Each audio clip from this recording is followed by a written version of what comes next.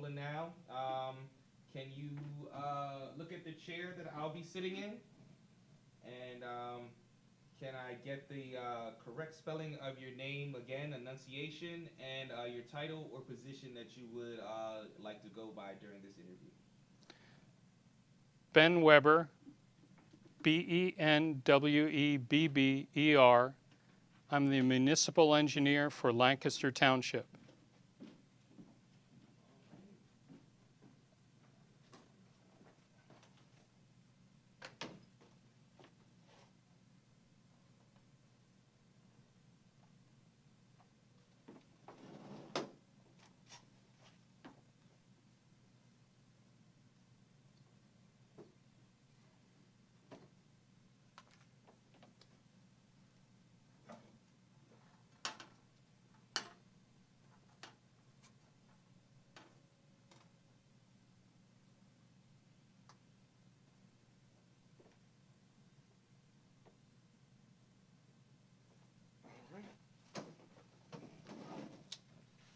All right. So, Ben, first question. Can you tell me your affiliation with the Conestoga?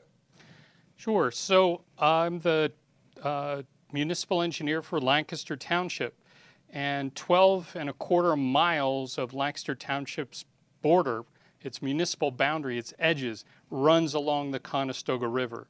So we deal with the Conestoga River in many, many ways.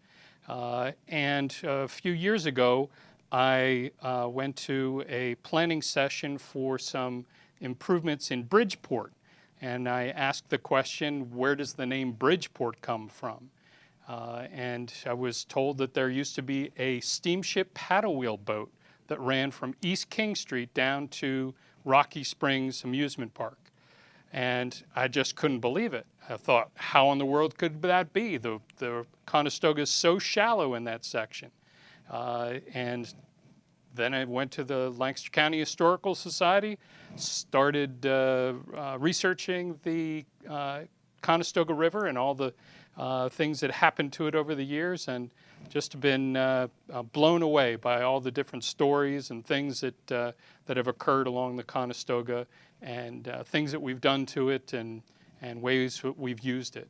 So it's just been a real interesting affiliation that I've had with Conestoga and understanding it, and then sharing those stories with other people. It's really been awesome. And there's the steamboat story that we heard about, is especially from our older interviewees. Are there any other stories that accompany the Conestoga that you could briefly tell us about? Sure. So the Conestoga in the early 1800s was dammed in a number of different places. First of all, there used to be lots of mills all across the county that was used to do work that people couldn't do. And these mills created dams. The dams then would back up the water behind them, so that the elevation of the water used to be a lot higher than what it is today. And that created these beautiful step pools behind the dams, where people could then recreate. They could swim, they could fish, they could boat, they could do all kinds of things. And then there were 9 dams and locks built between the city of Lancaster and the Susquehanna River to make the Conestoga navigable, so that there were mule teams and a tow path all the way from where the entrance to County Park is, along Chesapeake Street, all the way down to the Susquehanna River. There was, like I said, a tow path, 9 dams and locks, all of them raising the water level by about 12 to 15 feet. So there were pleasure boats that used to go up and down, and then there were little steamships that people had back in the day. But those all went to pretty quickly to ruin, because it was so hard to maintain them, and the money just wasn't there to pay for maintaining all those dams. So then, when did things shift then? what year, what decade did people start to get away more of the leisure side of the river and just have it be just a body of water? So probably around the 1850s, 1860s, you see a real drop-off in the leisure travel on canal boats. All the rage was using railroads. So people were getting to go far distances using railroads. Railroads would run during the winter when you couldn't run a canal boat down the Conestoga because it iced over. And you could go a lot faster, so it was a lot more exciting. Then as those dams fell apart, people still were enjoying them for pleasure boats and fishing and swimming. There was a dam that was still in place even until about 1915 that dammed up water behind the Ingleside area. And there was ice skating that we have pictures of from people in the 1890s, curling, where I don't know if you've seen that as a bizarre Olympic sport. So guys were out there curling on the Conestoga. There was a motorboat, sort of a speed motorboat ride that you could rent at Rocky Springs. Directly across from Rocky Springs, there was the People's Bathing Resort. So folks would take a little train ride down from East King Street, or they would take the Lady Gay steamship paddle wheel boat down that stretch. There were then aquariums, there was a roller rink, there was a massive slide that people used to use to just have a blast there along the river. There was also an enormous recreation facility called Conestoga Park. It's rarely depicted or talked about. Most of those memories are long gone, but there were boat rides, there were boat houses down there where people were actually living above the water of the Conestoga for several decades. We have some old census reports that indicates 15 or so families that were living in these boat houses just north of East King Street. There was a dance hall that was a part of the Conestoga Inn, a pavilion that was elevated above the surface of the Conestoga, and you could bring your little skiff or boat underneath and dock, and then go up the stairs up to this dance hall and have a jolly good time, I'm sure. But that was ruined through the flooding. The flooding is something that returned over and over again to just wipe out many of the improvements that we've tried to do to the Conestoga, because we just didn't understand what was going on with it. So then is that what ultimately happened? That kind of diminished or took away all those leisures. Was it the flooding and the issue with the flooding? Yeah, it was the flooding, and then also the fact that these dams were primarily made of rock and wood, timber, and that just doesn't last very long.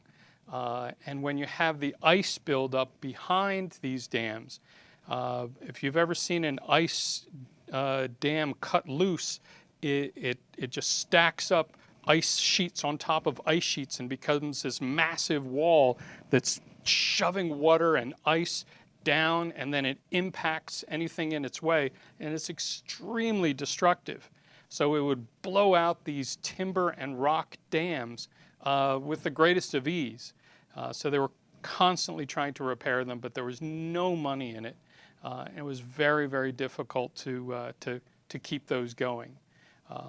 So unless there was a funding source to repair them. But we're having flooding. We had a lot of the pollution that was coming off the farmland.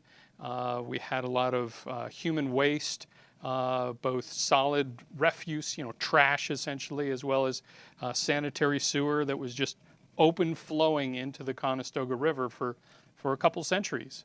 And then the city has been struggling with trying to collect that, treat it, and manage it properly. So all those things combined really cut back on people wanting to be in the river. So what are bringing things current? What are some of your toughest challenges you're facing with the river today? Well, working with state agencies, local agencies, one of the toughest challenges that we're dealing with is pollution. We need to reduce the amount of pollution that's leaving our county, that's going into the Susquehanna and down to the Chesapeake Bay. The other thing in terms of recreation that we're dealing with is that the shape of the channel of the Conestoga has been literally dropping. It's gotten lower and lower because of the increased volume of water that's going down the channel. It scours everything out and makes it then less habitable for the natural aquatic life, the macroinvertebrates, the fish, and so on.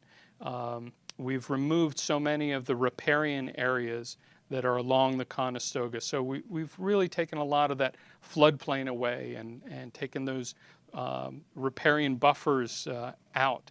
And then, like I said, we've changed the bed and the channel cross-section of the Conestoga. And then from a recreation standpoint, it's made it harder to get in and out.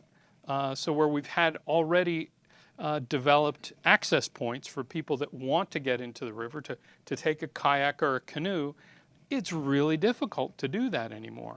Places that there's something called the Conestoga Water Trail, and the Conestoga River Club is trying to become the steward of that and to reestablish these access points where you portage around one of the remaining dams, or you get into an area that where you would park and then get into the river, and then you need another place to park and get out. So reestablishing those has been difficult because the river itself has been dynamically reacting to the forces that we've been sending into it. So then how has the runoff and the pollution, how has it affected the river? Has there been an increase in like moss and algae? Have you seen like a decrease in other aquatic life? How has that affected the river? So we've basically tripled the amount of runoff that's heading into the river, and that's just by going from woodland to farmland. And that's setting aside the impervious areas like roofs, parking lots, streets, all that. You just set that aside. It's just a triple in the amount of runoff to go from woodland, Penn's Woods, to agricultural areas like the garden spot of the nation is what we call it.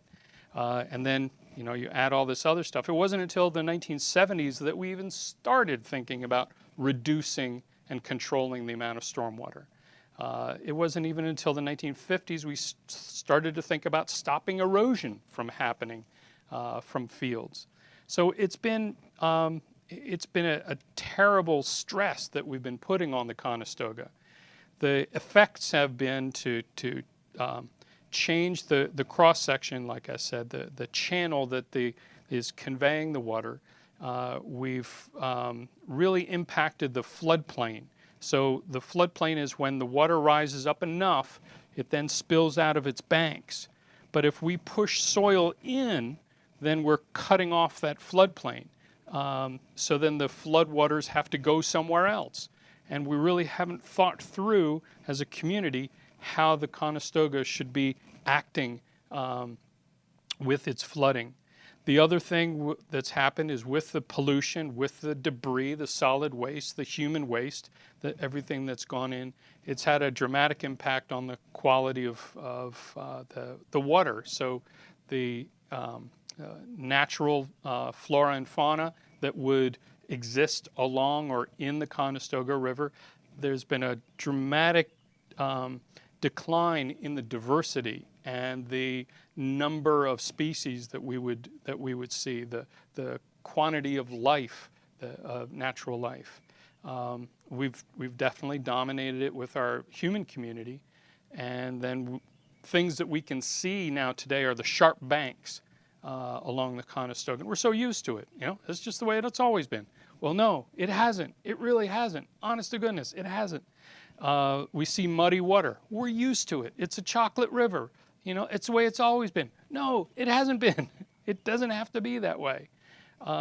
And now the city with its combined sewer is a real tough problem to solve. The combined sewer system is so difficult. If the city were to just say, okay, we're going to separate the storm sewer from the sanitary sewer, it would bankrupt the city. The capital investment that would be involved to do that is unthinkable, let alone the disruption to city life while that's happening. So the city is really between a rock and a hard place to solve that. And my heart goes out to everybody who's trying to struggle to deal with that. Yeah, that actually was going to be my next question. Is there anything that the city council, the county commissioners, the mayor, is there anything our current administrations can do or are doing to combat this? Well, I really admire what the city officials are doing right now. They have a green infrastructure plan to reduce the amount of stormwater that's leaving the city and going into the river directly. They're reducing also the amount of inflow that's going into the combined sewer system. So there used to be lots of springs and swamps that would just drain naturally, and this was land that we wanted to use, so we would fill it in or we would pipe it and drain it to the sewer system. Get it out of here. Well, all of that doesn't have to be going to the sewage treatment plant. So the city found several places where they can divert the water out of their sewer system, away from the sewage treatment plant, and have it go directly into the Conestoga River, which I think is great, daylighting these things, if you will. And like I said, the green infrastructure idea that they're working on, public education is super important to help people to understand what's going on. They've set up these beacons near where the combined sewer outfalls are. So you'll see flashing lights to warn people that there's water coming out of the combined sewers, so you don't want to be around it. They have signage that they've placed in different areas. So I'm really admire the city for all that they're doing. Now the county, that's another thing, because the county's got this big project coming up. The prison, the correctional facility, which, interestingly enough, is being proposed in Lancaster Township. And I am really, really, really hoping that the county commissioners will look seriously at the idea of doing floodplain restoration along the peninsula where the prison is going to be going. They also have parkland on the other side of the Conestoga, and that could be a several-mile area of floodplain restoration that could make real improvements, significant leadership in how we can help the Conestoga heal itself. So my fingers are crossed for that, but it's kind of pie in the sky. So we'll see how it goes. So then, final question then. What can we do as residents of Lancaster City and Lancaster County? What can we do as residents of Pennsylvania? What can we do as individuals to help with the health of the Conestoga? Well, if you've got a grass yard area, don't use fertilizer. If you're thinking that it's okay to throw down a little patio, make sure you've got your permits in place for that, because if everybody is throwing down a little 10 by 10 patio in their backyard, that's a lot of extra impervious area, and that's runoff that's not going to soak into the ground, that's going to shed off. Another thing is, and this is really hard to do, is to understand the things that people as property owners or members of a homeowners association, things that they're supposed to be maintaining. We have a lot of stormwater facilities that aren't being maintained because, well, people don't know about them or they forget about them. And maintenance has become something that's really important for people to be aware of. Other than that, I would encourage people to get out, enjoy the parks, to get to know the river, to use the facilities that are there. There are many, many parks along the Conestoga River that are rarely used. So if you can get out there and you can enjoy them, then you'll have more of an affinity to the river. You'll learn things just on your own. You'll learn things about the river and become more connected to it. So those would be the things that I would suggest individual citizens do. All right. And that is all that I have. Is there anything that I missed? Anything that you want to add? There are tons and tons of stories about old places where people would go swimming, where people would go boating. I didn't have direct personal experience because I'm not 100 years old, but getting there. One of the cool places that there used to be was called the Working Man's Country Club. Now this was, if you're driving out of the city and you're going east, you're probably going to get to what's called the Walnut Street extension, and then you go underneath this big honkin' stone arch bridge. Yes. Okay, that's the railroad tracks that go to Philadelphia. I knew that. Yeah. So trains go flying across there, 80 feet above the water. There were 2 derailments, by the way. So yeah, a couple of mail cars right into the water. Wow. But anyway, that's not recreation. But right at that spot in the early 1900s, it was a beach area that was created. Not sandy beach, it was a grass beach, but there was walking paths, and there were these rocks you could do. You could get into the water, and there was apparently a rope that was hanging from the railroad bridge where people could go swinging and plopping into the water. But again, that's when the water was considerably higher.